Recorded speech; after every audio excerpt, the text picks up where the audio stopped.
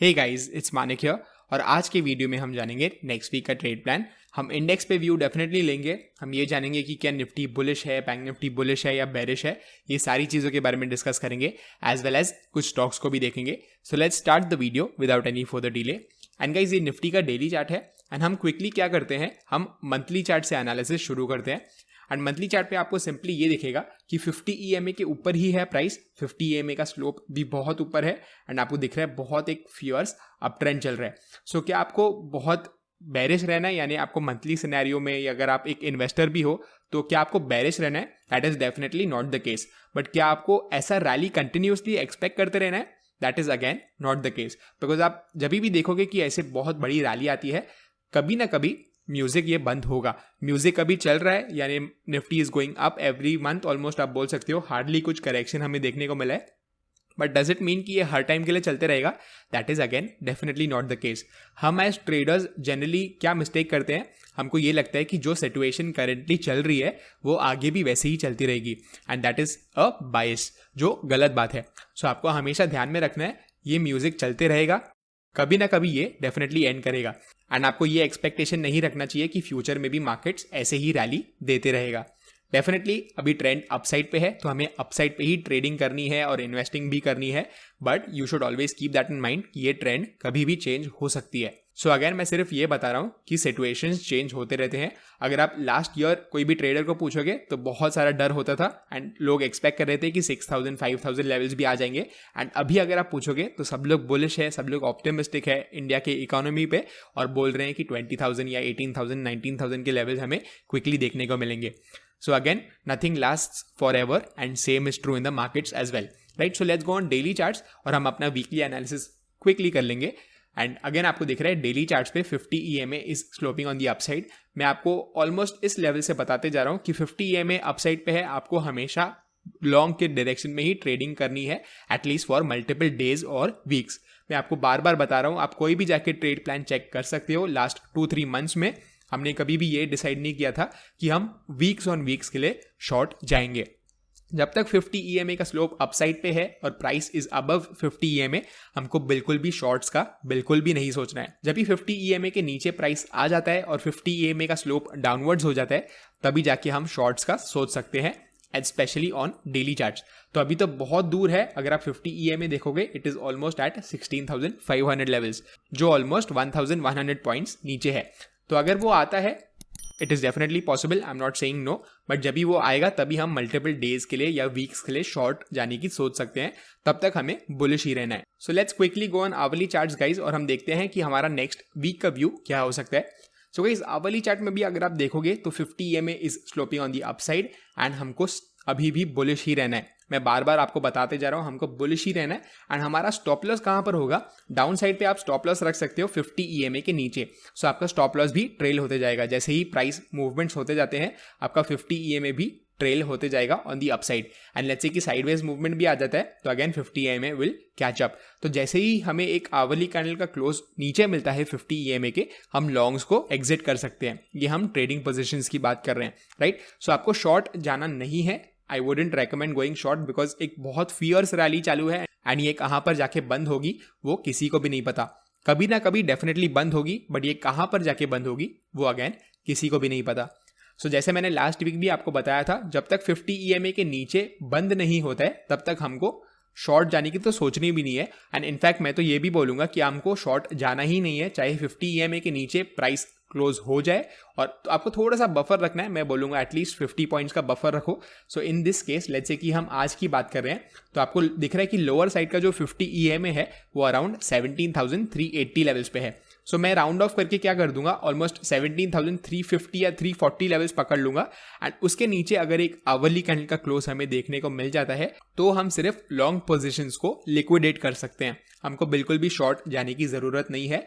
अगर बहुत long lasting एक शॉर्ट साइड पे ट्रेंड आने वाला है तो हमको एक वीक मिस करने से कुछ बड़ी चीज़ नहीं होगी, बट कंफर्मेशन आने दो इसलिए मैं आपको सिर्फ ये बोल रहा हूँ कि अभी भी बुलिश बायस रखो और आपका स्टॉप लॉस होना चाहिए 50 EMA के नीचे ऑन आवरली चार्ट्स, राइट। तो अगेन बहुत फियर्स मूव चालू है, बुलिश मूव चालू है, तो आपको ट्रेंड के साथ ही रहना चाहिए। आपको सिर्फ लॉन्ग्स का स्टॉप लॉस रखना है एंड उसके लिए हम सिंपली 50 EMA को यूज करेंगे एंड उसके नीचे स्टॉप लॉस रख देंगे। So very simple for Nifty. Now let's go on bank Nifty और डेली चार्ट से हम देखते हैं कि बैंक निफ्टी पे हमारा क्या व्यू बन सकता है। मैं क्विकली इन लाइंस को हटा दूंगा। सो गाइस ये बैंक निफ्टी का चार्ट है एंड डेली चार्ट पे अगेन आपको सेम चीज दिख रही होगी एज निफ्टी। 50 EMA का स्लोप जो है वो अपसाइड पे है एंड आज बैंक निफ्टी ने ऑल टाइम हाई हिट भी किया है। आपको दिख रहा होगा ये जो प्रीवियस ऑल टाइम हाई था 16 फेब को बनाया था and it was around 37,708 levels and आज का अगर आप हाई देखोगे तो 37,720 लेवल्स पे है। सो फाइनली हमें एक बैंक निफ्टी पे ऑल टाइम हाई देखने को मिला है एंड ये भी मैंने लास्ट वीक या 1-2 वीक पहले मैंने शेयर किया हुआ था अपने ट्रेड प्लान में कि मेरा एक्सपेक्टेशन ये है कि Bank Nifty all time high hit करेगा in the coming weeks and आज हमें वही चीज देखने को मिल गई है। So again this is a pretty bullish thing for Bank Nifty and मैं एक्सपेक्ट कर रहा हूं कि Bank Nifty might outperform Nifty going forward because Nifty ने काफी ज्यादा मोमेंटम ऑलरेडी कर दिया है और अगर आप बैंक निफ्टी देखोगे तो काफी वो पीछे रह गया है एंड मंथली चार्ट पे अगर आप क्विकली देखोगे तो आपको दिख रहा है कि Nifty is way higher as compare to bank Nifty. So I am expecting bank Nifty to outperform going forward and daily charts पे हमने जैसे देखा bank Nifty is still bullish and 50 EMA is also on the upside and bank Nifty पे भी हम hourly chart पे view लेते हैं एंड अगेन सेम व्यू हमारा होगा।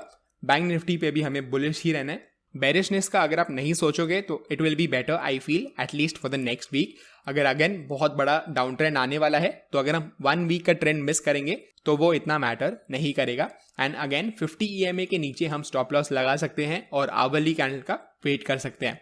सो यहाँ पर इन दिस केस लेट्स से कि हम आज की बात कर रहे हैं तो मेरा स्टॉप लॉस होगा अराउंड 36,600, राइट। बिकॉज आपको दिख रहा है ये लोअर लेवल्स जो 50 EMA के है वो अराउंड 36,700 लेवल्स पे है।